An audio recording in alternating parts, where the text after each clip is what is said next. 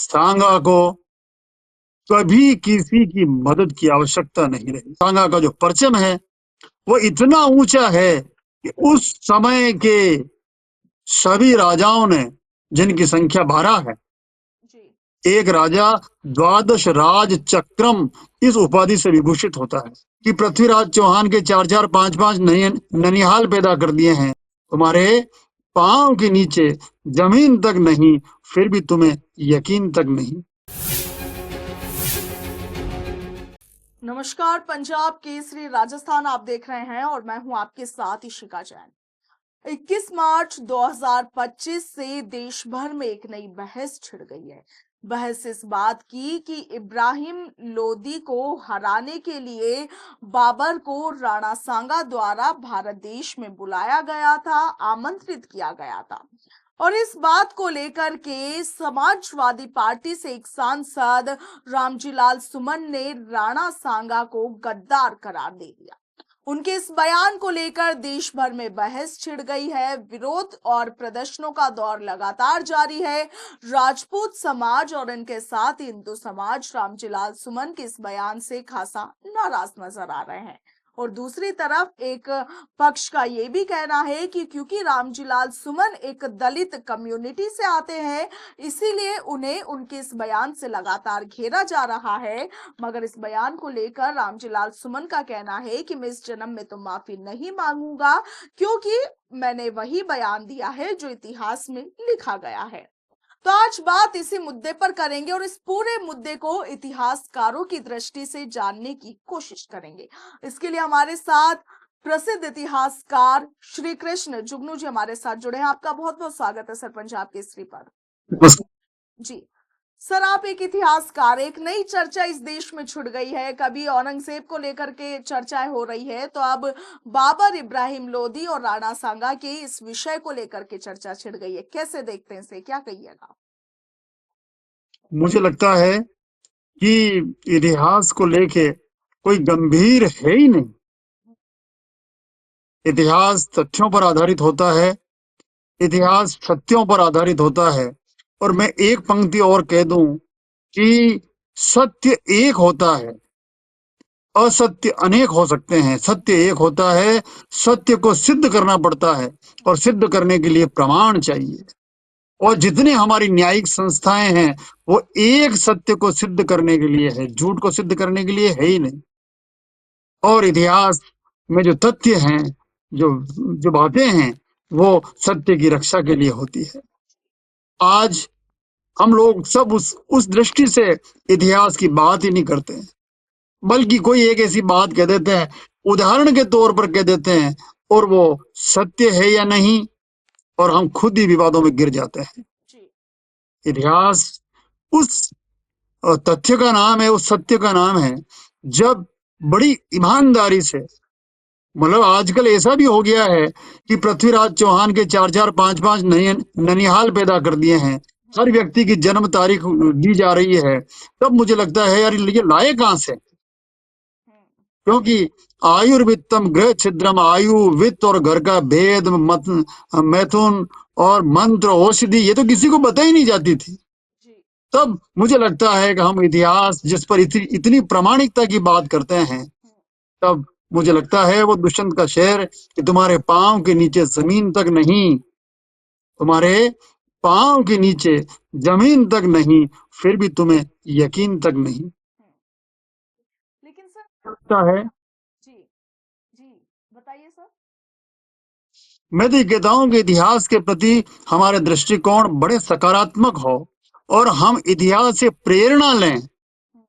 हमारे यहाँ इतिहास लेखन के उद्देश्य हैं कि वो भविष्य को प्रेरित करेगा। अब हम कौन सी प्रेरणा वाली बात कर रहे हैं वहां? जी, लेकिन इतिहास में क्या लिखा गया है, इस पर समय समय पर विवाद होते आए। आप देखिए कि जिस किस्से का जिक्र रामजीलाल सुमन ने किया है, उस पर एक पक्ष का कहना है कि बाबरनामा के आधार पर उन्होंने इसे कोट किया है, बाबरनामा सच नहीं है। मगर पंडित जवाहरलाल नेहरू जैसे व्यक्ति द्वारा लिखी गई एक किताब है, भारत एक खोज, उसमें भी उन्होंने ठीक इसी तरीके का जिक्र किया है। तो सच क्या है या झूठ क्या है, कैसे पता लगाया जाए? क्या भारत को यहाँ इस वक्त इसकी सख्त आवश्यकता है कि इतिहास में जो कुछ लिखा गया है उन्हें एक बार फिर से पढ़ा जाए, फिर से लिखा जाए, उनमें कुछ सुधार किए जाए?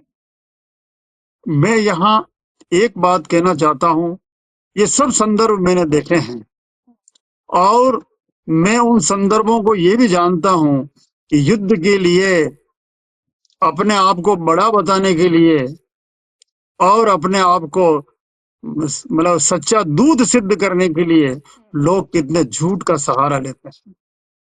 राजतंत्र हो, प्रजातंत्र हो, तब मुझे लगता है कि जो शासन में आएगा, आना है, जिसका ध्येय है, वो कितनी अटकलों को, लेकिन इतिहास में अटकलें नहीं चलती। इतिहास में यदि एक भी अटकल किसी ने दे दी तो वो इतना बड़ा वहम हो जाता है। एक छोटा सा उदाहरण मैं यहाँ बात कहना चाहता हूँ कि श्यामल दास, जिन्होंने वीर विनोद लिखा, जी जी है ना, दुनिया के सबसे बड़े इतिहास में से एक माना जाता है। उन्होंने एक बार एक लाइन लिख दी कि एक शिलालेख वो बड़ा था और कर्नल टोड ने उसको समुद्र में फेंक दिया होगा। ठीक है, उसका तथ्य ये निकला कि उसके बाद के सारे इतिहासकारों ने ये लिखा, फेंक दिया अंत में आते आते तो जी राजी शर्मा तक आते आते तो लिख दिया, फेंक दिया। उन्होंने तो लिखा होगा। होगा। और जब मैंने जब जेम्स टोड की वो किताब का जो अनुवाद और प्रूफ देखे, तो उसमें एक जगह ऐसा लिखा हुआ था कि एक गंवार को मैंने वो शिलालेख पढ़ने के लिए भेजा और उसकी गलती से वो शिलालेख वही टूट गया। अब आप देखिए, हमने संपूर्ण इतिहास तो देखा ही नहीं। जी यहां मैं एक बात कहना चाहता हूं, बाबर के बहुत सारे कथन जो युद्ध के भूमि पर हैं, और ये जो आप जो बात कह रही हैं या जो भी कोई मतलब प्रमाण के लिए बात कही गई, वो इस देश ही नहीं, दक्षिण एशिया में ये बहुत पॉपुलर उक्ति रही है कि कौन व्यक्ति किस अपने शत्रु को हराने के लिए दूसरे को बुलाता है। ये बिल्कुल कहानियां हैं। हमारे यहाँ बहुत चर्चित रहा कालकाचार्य कथानक, है ना, और उसमें शकों को हराने के लिए बाहर से किसी को बुलाने की, बहुत पुराना, ये 2000 वर्ष पुराना लगभग, जी है। तो वहां वो बाहर से राजा को बुलाया। वो उक्ति बाबर की भी पसंद आई और लोगों का दिल तो जीतना ही है, कभी कभी अपनी ओर से कुछ बात लिख दो। लेकिन हम लोगों को ये नहीं भूलना चाहिए, सांगा को कभी किसी की मदद की आवश्यकता नहीं रही। सांगा का जो परचम है वो इतना ऊंचा है कि उस समय के सभी राजाओं ने, जिनकी संख्या 12 है, जी एक राजा द्वादश राज चक्रम इस उपाधि से विभूषित होता है। यानी जिस राजा के पास 12 राजाएं और 36 या बल्कि 16-17 तक आ जाते हैं, जो सामंतों की संख्या है, इतने सामंत जिसके पास हो वो राजा हो सकता है। तो जो 1509 से लेकर महाराणा रायमल के काल के बाद जो 1527 तक का जो टाइम पीरियड है, उसमें इस देश के सबसे बड़े राजा होने का जो श्रेय है वो सांगा को है। जी जयपुर से लेकर गलता जी और आगे तक अपन पहुंचते हैं तो जो मेरे ख्याल से टोडा है, और जो इसका मंदिर है, यहाँ से लेके शत्रुंजय पर्वत तक यानी पालीताना गुजरात तक महाराणा सांगा के अभिलेख मिलते हैं हम लोगों को। एक भी अभिलेख में ये नहीं लिखा हुआ है कि वो किसी से हारा है। अपनी सांस रहने तक प्रताप और सांगा जीते हैं। तो वहां वो संग्राम जेता इति संग्राम सिंह, पालीताना के अभिलेख में लिखा, जो संग्राम को जीतता है वो सांगा कहलाता है और सांगा है। ये कितनी बड़ी बात है। ये देश कभी सांगा को, हम लोगों को ये याद रखना चाहिए कि बाबर ने सांगा का पीछा नहीं किया, बाबर के बाद हुमायूं ने पीछा नहीं किया।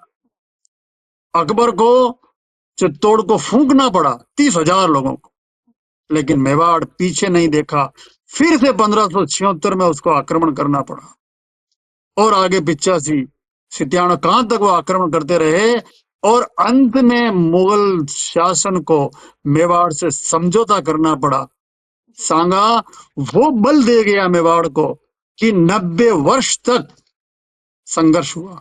1526-27 से लेकर हम लोग 1615 तक, जब तक मेवाड़ मुगल संधि नहीं होती है, तब तक मेवाड़ लगा है, लड़ा है। लेकिन सर, इतना बड़ा बल था मरने के बाद भी। जी सर, इस बात में कोई दो राय नहीं है कि राणा सांगा एक शूरवीर योद्धा थे और इसीलिए आज भारतवर्ष में उन्हें इतना पूजा और माना भी जाता है। लेकिन इतिहास की बातों को लेकर समय समय पर इस तरीके के कॉन्फ्लिक्ट होते आए हैं। अभी ये राणा सांगा का मुद्दा चल रहा है। एक तरफ इतिहासकार ये बताते हैं या इतिहास की किताबों में कुछ इस तरीके की बातें लिखी हुई है कि उन्होंने इब्राहिम लोदी को हराने के लिए बाबर को भारत में बुलाया। एक तरफ एक पक्ष है जिनका ये कहना है कि ऐसा कुछ नहीं हुआ। तो जो बच्चे जो इस वक्त पढ़ रहे हैं, जो किताबें पढ़ रहे हैं, या फिर जो आने वाली जनरेशन है, उनके लिए किस तरीके से साबित हो कि सच क्या है? क्या हमें पुनर्लेखन की आवश्यकता इस वक्त पड़ रही है? मैं यहाँ ये बात कहना चाहूंगा कि आप इतिहास के लेखन को बहुत ध्यान से देखिएगा। जी। राजस्थान के इतिहास के लिए भी कह रहा हूँ। श्यामा दास की तो प्रतिज्ञा थी कि मैं वो लिखूंगा जिसमें कोई अटकल नहीं होगी। जी। लेकिन गौरीशंकर हीराचंद ओझा जब आते हैं तो वो कई बार ऐसे प्रसंगों को, मुझे ऐसा लगता है कई बार पेज बढ़ाने के लिए भी, जबकि पेज बढ़ाने की जरूरत नहीं है, आप तथ्य लिख दीजिए, सत्य लिख दीजिए जो प्रमाण हैं। क्योंकि हमारे पास इतनी सारी प्रशस्तियां, स्थानीय सोर्सेज, स्थानीय पुस्तकें, सिक्के, सब कुछ है जो हम लोगों को बताता है कि हमें कोई अटकल लिखने की जरूरत नहीं। अच्छा, एक बात और, लोधी सत्ता सांगा के सामने थी ही क्या। राजस्थान आज भी देश का सबसे बड़ा प्रदेश और सांगा का एक छत्र शासन, जी। मेदिनी राय चंदेरी तक, हम्म। पालीताना तक जिनका परचम बोलता है, मांडू तक, मालवा तक जिनका परचम बोल रहा है। एक छोटे से दिल्ली के आसपास के पानीपत के छोटा सा, ये असंभव है। बाबर ने जो अटकलें लिखी है, बाबर की एक एक अटकल को जब हम खारिज कर चुके हैं, तब हम लोगों को ये याद रखना चाहिए कि सांगा के परचम को और सांगा के पराक्रम को प्रतिष्ठित करें। जी। मैं यहाँ यही कहना चाहता हूँ। क्या यहाँ यदि हमें, जी, जी। यहाँ यदि हम लोगों को इतिहास लिखना भी पड़े तो ये जो एक बहस का अच्छा अवसर है, और ये इतिहास में संशोधन भी कर देगा। और ऐसी बातों को जिनसे अटक कहा जाता है कि, माना जाता है कि, जी। सुना जाता है कि, प्राप्त जानकारी के अनुसार, तब तो कोई पुलिस सोर्स के अनुसार थे ही नहीं। तो ये जो अटकलें हैं, जनश्रुति है कि, अब जनश्रुति में तो कुछ भी हो सकता है। अब जबकि हमारे पास वैज्ञानिक आधार हैं, वैज्ञानिक मापदंड हैं, तब हम सब लोगों को परीक्षण करके ऐसी किसी भी अटकल से हमें बचना चाहिए जो भविष्य के लिए घातक हो जाए। जी। सर, क्या संदेश देना चाहेंगे? इतिहासकार हैं आप, लोगों को इस तरीके की जो सही या गलत उसके बीच में फर्क बताते हैं। क्या संदेश देंगे? अभी जो बहस छिड़ रही है उसको लेकर जो हमारी युवा पीढ़ी है उन्हें क्या संदेश देंगे? मैं तो यही कहना चाहूंगा कि लोग इतिहास को बहुत गंभीर दृष्टि से देखें। खासतौर से जो इतिहास में चली आ रही उक्तियां हैं, जी। उनकी वर्तमान में प्रासंगिकता देखें। ये देश बहुत बड़ा है और संसार में संवेदनाओं की सबसे बड़ी भूमि भारत है। यदि हम उन संवेदनाओं की स्पर्श करेंगे तो हम नहीं बचेंगे, और ये देश बचना चाहिए। पूरी मुल्क, मतलब पूरे संसार में संवेदनाएं, सबसे संवेदनशील देश भारत है, जी। जहाँ काव्य जैसी संवेदनाएं, नाटक जैसी संवेदना, हम लोगों ने संवेदनाएं पढ़ी है, काव्य के हृदय हमारे पास हैं। जी। तब ऐसी किसी भी उक्ति को हम लोगों को न तो छूना चाहिए, न बोलना चाहिए जिससे लोग नाराज हो जाएं। जी। सत्यम ब्रूयात प्रियम ब्रूयात। यदि हम सत्य बोलें तो ये भी ध्यान रखें कि प्रिय बोलें। यदि हमने गलत बोल दिया तो बहुसंख्य लोग नाराज हो जाएंगे। मुझे जेम्स टोड की वो उक्ति याद आती है, मेवाड़, हजार गलतियों के बावजूद मैं तुम्हें माफ करूंगा। जेम्स टोड तो मेवाड़ का रेजिडेंट, संधि कराने वाला रहा है। वो जब यहाँ से लौटता है तो उस पर आरोप लग गया था कि इसने राजपूत राजाओं से हाथ मिला लिया है। तब उसने कहा, मेवाड़ के पक्ष में कहा, मेवाड़, 1000 गलतियों के बावजूद मैं तुम्हें माफ करूंगा, क्योंकि तुम्हारा बलिदान इतना अधिक है। कौन कह सकता है बातें? हम, एक विदेशी इस देश की भूमि पर इतने अच्छे ढंग से न्योछावर है और हम उसी का मखौल उड़ाते हैं। जी 90 वर्ष तक कोई देश अपने अपनी भूमि पर अपने बल पर यदि लड़ा हो, मेवाड़ संसार के लिए आदर्श है। और इसी एक उक्ति को लेके जेम्स टोड ने annals and antiquities of Rajasthan लिखा। दुनिया के लिए ये पृष्ठभूमि सम्मान की है, माहौल की नहीं है। नमस्कार। जी, चलिए सर, बहुत-बहुत शुक्रिया आपका पंजाब केसरी के साथ जुड़ने के लिए। तो देखिए, इस वक़्त ये जो मुद्दा देश भर में छिड़ा है, उससे आक्रोश कहीं न कहीं लोगों में व्याप्त है। रामजी लाल सुमन के खिलाफ उग्र प्रदर्शन भी कई-कई जगहों पर हो रहे हैं। राजस्थान, मध्य प्रदेश में भी उग्र प्रदर्शन देखने को मिले हैं। आपका क्या कुछ ख़्याल है? कमेंट सेक्शन में ज़रूर लिखिएगा। फिलहाल के लिए इतना ही। नमस्कार।